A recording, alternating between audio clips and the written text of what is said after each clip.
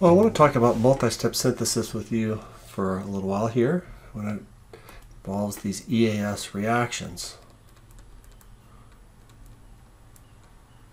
So let's take a look here. So the order in which we add the substituents on the ring is going to matter. Let's imagine that we have a synthesis like this,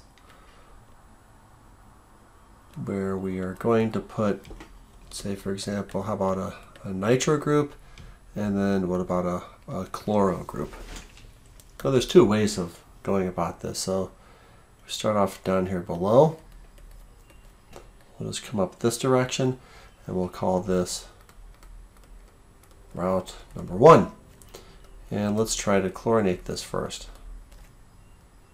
So if we chlorinate it, then that would give us our chloro group up here at the top, right, your Cl group. And then we would want to nitrate it next, so you would add HNO3 and H2SO4. But remember that chloro group, this chloro group here is a deactivator, and it is an OP director.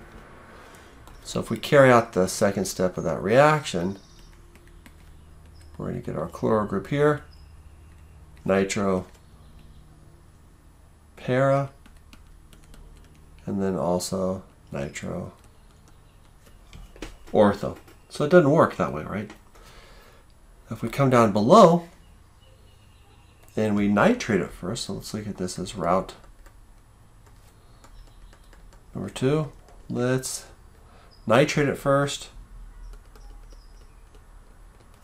and see what that would give us. So nitrating this puts our NO2 group up here. Right, now that group is a deactivator, but it's an M director. Well, that's good because we want chlorine to go meta.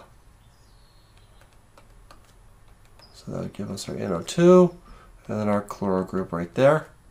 That's the orientation that we want. So we are good here, but that route fails.